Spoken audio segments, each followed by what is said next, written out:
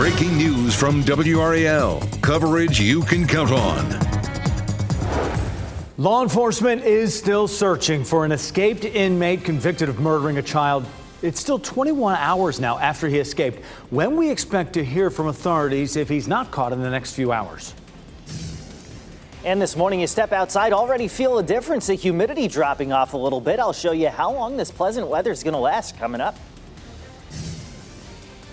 And thousands of students will start their move to the Triangle today as move-in begins in the universities in our area. It is that time of year once again with a new school year starting. Good morning, everyone. Great to have you with us as we have a lot to tell you about at 4:30. I'm Renee Chu. I'm Jeff Hogan. Good to have you along here. I'll be moving my junior in this weekend. Elizabeth Gardner. We know what Elizabeth is doing. She's not here. Chris Michaels is here because Elizabeth is dropping off her freshman to college. So at least they've got some low humidity, right? Lower than it's been over the past few weeks. We'll take that. So as you're moving things in, shouldn't be sweating too much. It's still a little bit on the humid side this morning. The dew point is our measure of mugginess. And once that gets into the low to mid 60s this time of year, you start to feel the improvement out there. Again, the past 16 days have had a tropical feel. So this is going to make a nice difference. It's still mid-August. It's going to be on the warm side for us. We expect that. Roxborough, South Hill, 85, Fayetteville, 87, Raleigh-Durham at about 86 degrees this afternoon. That drop in humidity makes a bigger difference in the mornings. Tomorrow morning will be in the low to mid 60s. We're also tracking Tropical Storm Ernesto. We'll talk about the rip current risk with that. Storms returning as we head into the weekend. I'll time those out for you coming up in just a little bit right here on 4:30 Newscast. a manhunt for a convicted killer is underway right now, over 21 hours now after it started. Law enforcement agencies are looking for 30-year-old Ramon Alston. He escaped yesterday morning while outside an Orange County hospital. Alston was also serving a life sentence for killing 1-year-old Malia Williams. WRAL's Laura Levine is at Durham Tech's Orange County campus for us this morning. And Laura, the law enforcement will give an update on this search at 9:30 if Alston isn't found by then. Jeff, we're talking about more than 20 hours later, and the search is still on for this convicted murderer here at Durham Tech. Behind me, you can see sheriff deputies parked outside here just guarding the building. We do know the community college itself, Durham Tech, is under what they're calling a code yellow, which means all classes, all courses, and business will be handled virtually. Now, we have the sheriff's office still searching for, again, 30-year-old Ramon Alston. He was last seen wearing handcuffs connected to a belly chain with a black box over the junction. Authorities have searched more than 580 acres, which includes a 1-mile radius around UNC Hospital's Hillsborough campus.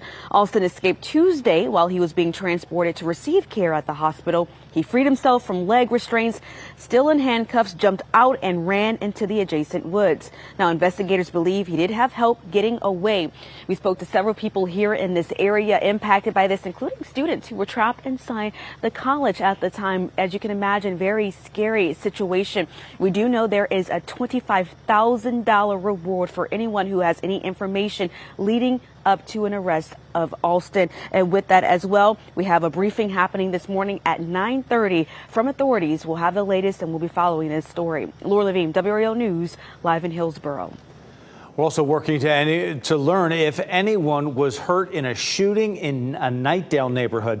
A video from the WRAL Breaking News Tracker shows the scene right here on Clay Hill Drive. You can see several police cars and crime scene tape blocking off part of that road. Police responded just after 9 last night, but would not tell us at the time if anyone was injured or taken into custody. We're working to learn more this morning about a shooting that hurt a young person in South Raleigh. Police responded to Trailwood Heights Lane at 8:15 last night. Video from the WRAL Breaking News Tracker shows the extent of the police response to the neighborhood. The juvenile who was shot was taken to the hospital and is expected to survive. We've asked Raleigh police if they've made any arrests or have any persons of interest. We're still waiting for a response. Covering Wake County, keeping your child safe while at school will be the focus of a meeting today with Wake Schools leaders. WRAL's Kelsey Coffey joins us live from Millbrook High School. And Kelsey, this meeting comes just 2 weeks before students are due back in the classroom. Jeff, Wake County school leaders will meet with law enforcement in just a few hours here at Millbrook High School. They're going to be covering a lot of topics this morning, but number one on the list is how to keep your students safe if there's some type of emergency threat at school. Sky 5 was there when the school went under lockdown at Enloe High School back in April. This after a student was sent a photo of her boyfriend on campus. There were concerns he may have been armed, but police never found a gun or the boyfriend. We spoke with Sergeant Tom Brienzi from Holly Springs Police. This is their message for parents ahead of the school year. Talk to your kids about how to use social media. He says you should start a conversation at home about the dangers of misinformation. Now we have to, investigate that particular incident on face value, make sure there's not an issue, and then most of the time realize that it was hours and hours of investigation for no reason. I did ask the district about if they have any numbers on how many school lockdowns happened last year as a result of social media hoax. They say that they don't keep a record of that, but there were at least 2 of those type of incidents that happened in April. Kelsey Coffey, WRAL News, live in Raleigh. Chris Lovingood here in the WRAL Live Center with a breaking update happening right now. We're learning that there's some sort of vehicle crash that happened on I-95 in Johnston County. Let me show you exactly where this is. So this is I-95 right here on the screen, and we're told this is happening near US 70 Business. That's right around here-ish. And we're trying to figure out specifically how many vehicles are involved, but we do know that 1 of 2 lanes are closed right now, and this is near Smithfield. So Smithfield is right around here in that area, and we're trying to figure out, again, what led up to this right now. The right lane is the one that is closed at exit 95 on US 70 Business. Here's what we're doing. We have WRAL's Nick Perlin in the breaking news tracker. He is headed out to this area right now to see what is happening and what's unfolding right there. We do know that this impact is expected to be in place at least until 7 o'clock this morning. Former President Donald Trump and Vice President Kamala Harris will both make stops in North Carolina this week. This afternoon, Trump will speak at the Harris Cherokee Center in Asheville. He's expected to talk about the financial hardships North Carolina families face. Then on Friday, Vice President Harris will be in Raleigh for a rally. She's expected to talk about her economic policy plan, making it her first major policy rollout since joining the presidential race. We will have full team coverage of both campaign events.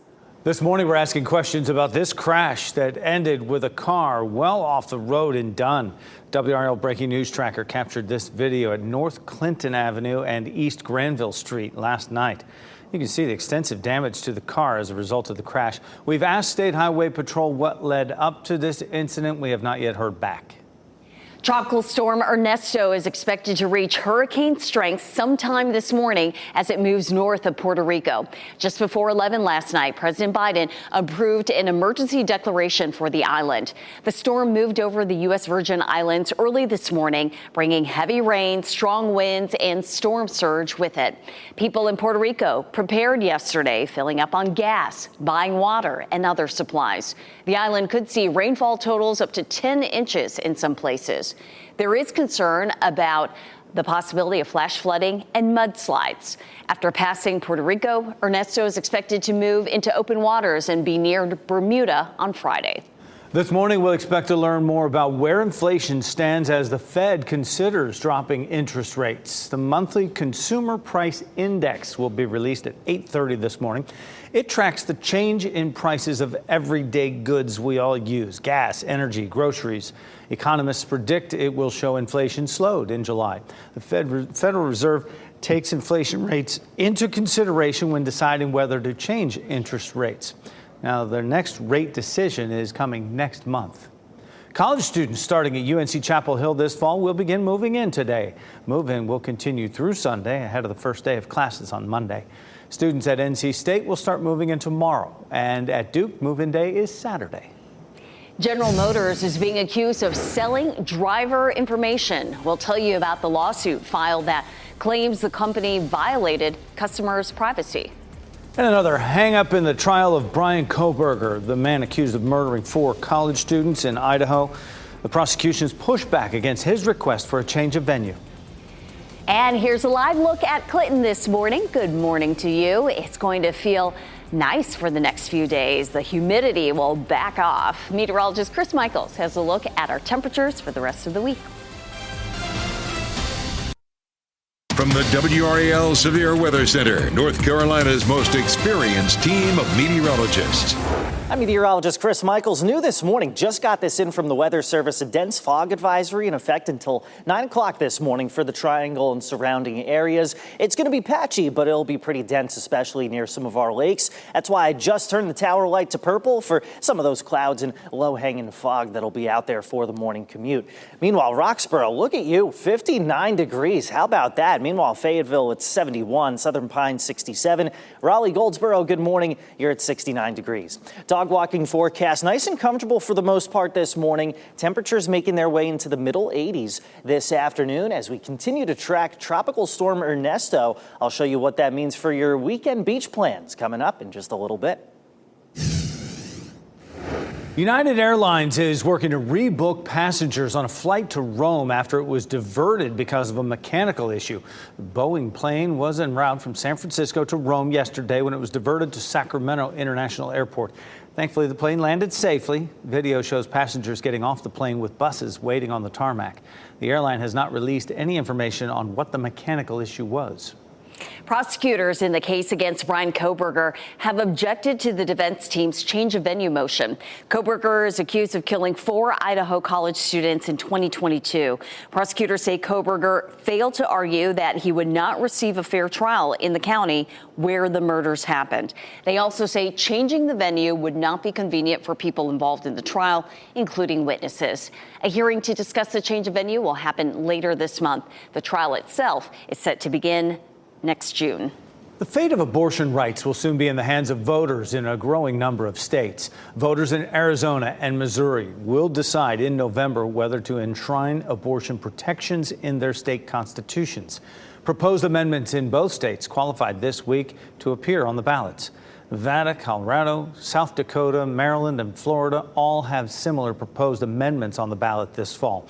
Right now, Arizona law imposes a 15-week limit for abortions. Missouri has a near total ban. More than 2,000 pounds of meth were seized at a farmer's market in Atlanta. DEA agents say it was hidden in a shipment of celery. Officials say the drugs were driven from Mexico to the farmers market in Atlanta. DEA officials there say it's the largest meth seizure they've ever had in Atlanta and the 3rd largest seizure DEA of meth. It'll be easier for college students to vote this November. The State Board of Elections has approved a dozen new types of photo IDs for voting. They include student IDs from Duke and Campbell universities. In addition to driver's licenses and passports, there are now more than 120 different IDs that voters can show when they go to the polls. Texas is suing General Motors over claims that the car company sells data it collects about drivers. Texas's Attorney General says GM collects data, including how many times a driver exceeds the speed limit.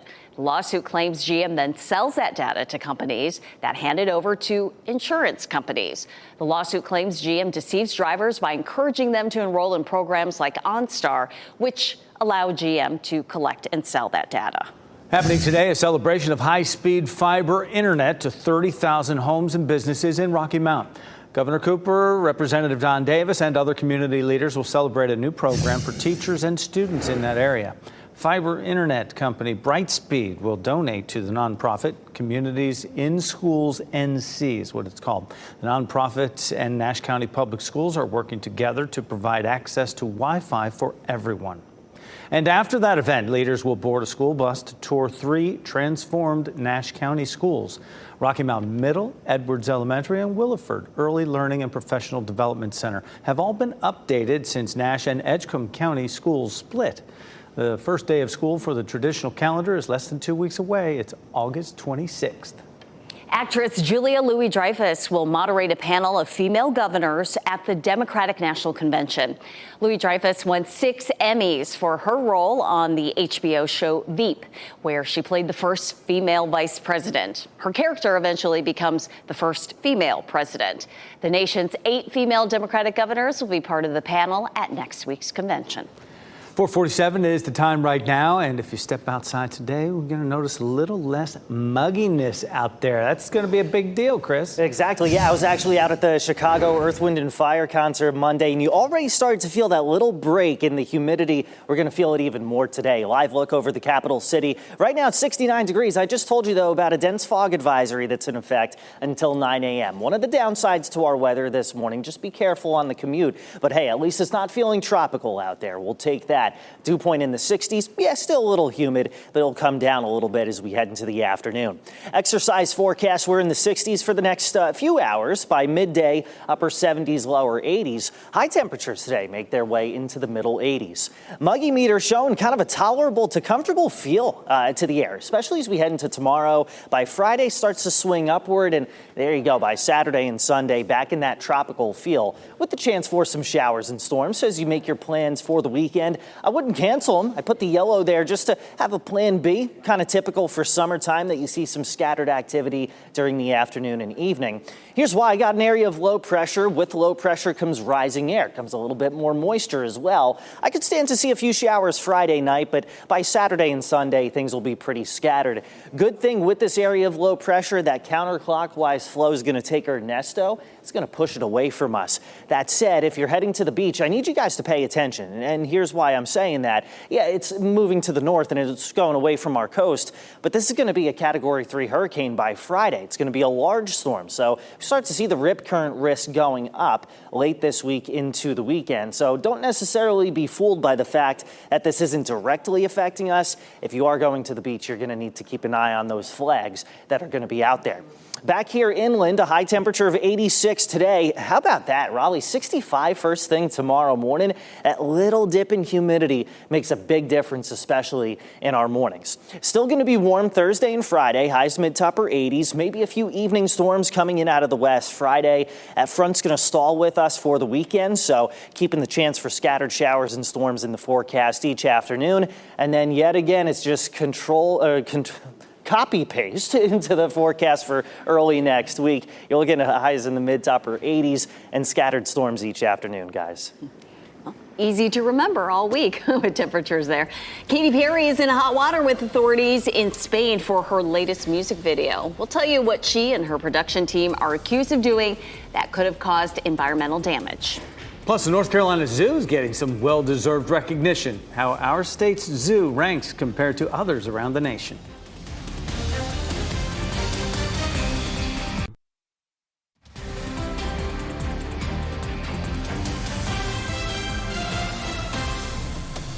.53 is the time right now, and this is a live look from our WRAL live cam network in Lewisburg. Good morning to you.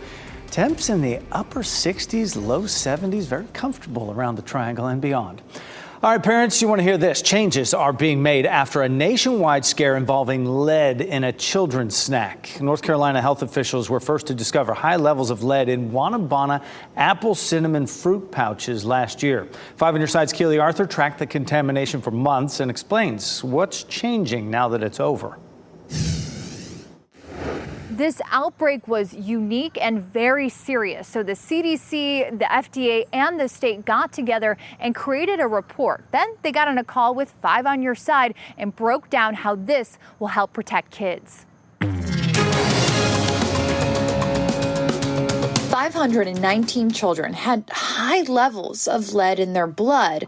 The suspected source was the cinnamon in these fruit pouches. I've never seen it happen before, and when it did happen, we were able to react quickly and identify the source of it and shut it down. Before sales of Wanabana apple cinnamon fruit pouches were shut down, there was a lot of work done, and the FDA, CDC, and North Carolina Department of Health and Human Services documented all of it in a report published late last month. Other jurisdictions can benefit from knowing not just what we did, but why and how? Dr. Melanie Napier with the North Carolina State Health Department told 5 on Your Side her department is taking what they learned and updating the way they do testing, what questions they ask, and how they train field investigators, all to improve response time. The CDC is pushing innovation, putting up $1 million in prize money to whoever comes up with the best improvement for lead testing in children. And in that prize, we're hoping to generate new blood lead testing instrumentation that would be available for use at the point of care to make it a lot easier for more children to be tested for lead, because that's the only way we can know if and when they're exposed. The FDA also began asking states to test cinnamon and other spice products, and that alone has led to 12 product recalls in the last year. Keely Arthur, 5 on Your Side. Katy Perry's latest music video is under investigation. The Environmental Department of Spain's Balearic Islands is looking into whether the filming of Perry's Lifetime's video damaged protected dunes. The department says Perry's production company did not get the proper authorization before filming. Perry's team has not commented. It's a good time to plan a trip to the North Carolina Zoo. Our zoo was ranked best in the nation in the Newsweek Reader's Choice Awards. It's the second time in 6 months the zoo has received a top 10 title in this contest. It celebrated its 50th year earlier this month. With the start of the traditional school year just weeks away, leaders in Wake County are focusing on ways to keep students safe. We'll tell you about steps being taken to protect your child. And the search for a dangerous inmate in Orange County continues nearly 22 hours after his escape. And we are closely watching Tropical Storm Ernesto as it is expected to become a hurricane at some point this morning. The concerning announcement from FEMA about where disaster funding stands.